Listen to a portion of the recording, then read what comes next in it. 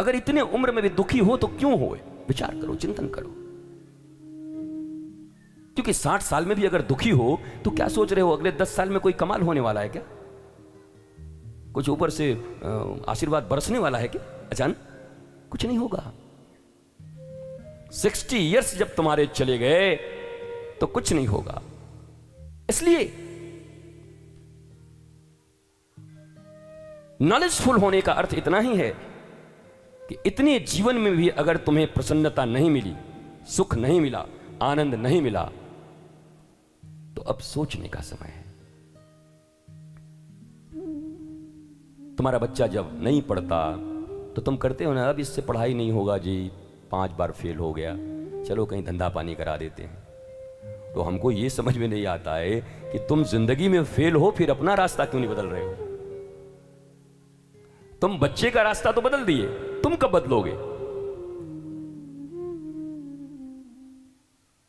और सफलता की एक ही परिभाषा है दुनिया में, जो जितना आनंदित है उतना सफल है, जो जितना हंसमुख है, भीतर से जितनी मस्ती जिसके जीवन में बची हुई है, वो उतना ही सक्सेसफुल है।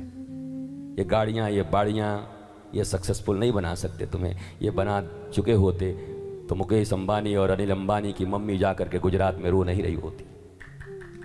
हाँ, अपने गुरु के पास जाकर रो रही थी। गुरु ने पूछा, क्यों मैया, तुझे क्या तकलीफ है? तो बोला, गुरुजी एक बहुत दुख है मुझे। क्या दुख है तुम्हें? बोला, मेरी एक इच्छा है, क्या? दोनों बहुएं और दोनों बेटे एक साथ रहें। भले ही एंटीलिया बन गया हो, पर एंटीलिया में अनिल के लिए जगह नहीं है, चाहे जितना भी बड़ा हो साहब, अपने भाई के लिए नहीं है। मां को वही कष्ट है कि मेरे तो 2 ही संतान हैं, दोनों मिल के रहते, दोनों बहुएं मिल के रहती। तब उस दिन उनके गुरुदेव ने कहा, आज मुझे पक्का विश्वास हो गया, भले ही धन के पहाड़ पे कोई बैठ जाए, लेकिन बिना ज्ञान और बिना संस्कृति के आनंद नहीं आ सकता इस दुनिया में किसी को, चाहे वो मुकेश अंबानी हो, चाहे अनिल अंबानी हो। ऑफिशियल बोल रहा हूं, 20 जगह बोल चुका हूं, उसको स्वीकार भी करते हैं वो। तो नॉलेज की कमी है, नॉलेज चाहिए ना। धन भी हो, पढ़ाइयां भी हो, 80 सोसाइटी भी हो, ज्ञान भी हो, चीफ मिनिस्टर की कुर्सी मिलते मिलते रह जाए, उसके बाद भी मस्ती से बंद चले जाए राम जी की तरह, मौज हो पत्नी को लेके। तो इतना ज्ञान जब जीवन में होगा तो तुम्हें कोई दुखी नहीं कर पाएगा। और याद रखना, चाहे रामचरितमानस पढ़ो, चाहे कृष्ण की गीता पढ़ो, महाभारत पढ़ो, कथाएं सुनो, इन सब का एक ही उद्देश्य है, अभी जो रिमोट संसार वालों के हाथ में है तुम्हारे, वो रिमोट तुम्हारे हाथ में आ जाए, तुम्हारी टीवी तुम्हारे अनुसार चले। बस इतनी सी बात है। तुम चाहो तो रो, तुम चाहो तो मुस्कुराओ, तुम चाहो तो नाचो, तुम चाहो तो गाओ। कोई बगल से दबा दिया रिमोट पड़ोसी और तुम रोने लगे, ऐसा नहीं होना चाहिए।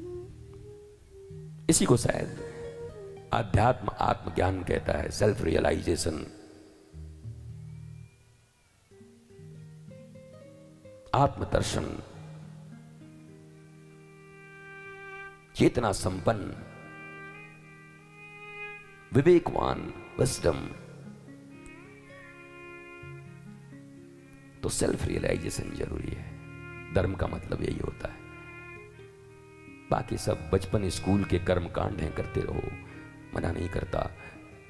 पर किसी का बच्चा बचपन स्कूल में ही पढ़ता रह जाए 20 साल तक, तो उसको मंदबुद्धि कहते हैं कि पहली क्लास में ही 20 साल से है। तुम भी 80,000 कर्म कांडों में ही फंसे हुए हो। उपासना कब करोगे? 16,000 और 4,000 ज्ञान के श्लोक तक कब पहुंचोगे? मनुष्य की जीवन 70 से 80 साल की है, इसी में तुम्हें उस 4,000 ज्ञान कांड तक पहुंचना है। तुम तो पहुंच ही नहीं रहे। 5 साल में भी डोरे बांध रहे थे और 85 साल के होकर भी डोरे ही बांध रहे हो। सेल्फ नॉलेज कब होगा? और धीरे धीरे विवेकवान बनो मेरे भारतीयों।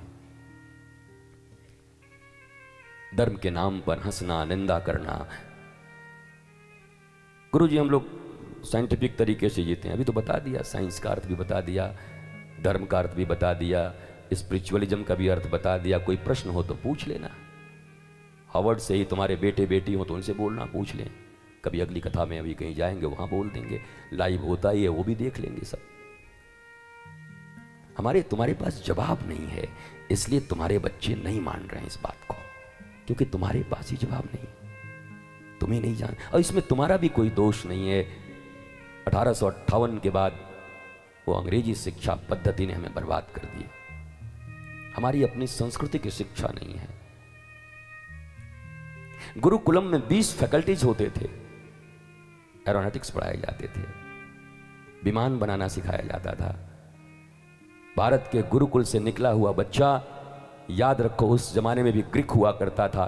भारत के गुरुकुल से जब कोई स्टूडेंट निकलता था तो नौकरी नहीं ढूंढता था, बल्कि विदेशी लोग नौकरी करने आते थे उस गुरुकुल के बच्चे के पास में। और आज भारत एकेडमिक क्वालिफिकेशन लेकर के और अपने बड़े बड़े होर्डिंग और बोर्डिंग लेकर के, मार्कशीट्स लेकर के नौकरियां ढूंढता फिर रहा है। नौकरी, नौकर हो तुम कि मालिक हो? हाँ, दुनिया में लड़ाई मालिक बनने की हो रही है, तुम्हें इतना नौकर बनने का क्या तकलीफ है? और अगर नौकर ही बनना है तो फिर कुछ 80 जगह बन जाओ, ठीक जगह बन जाओ।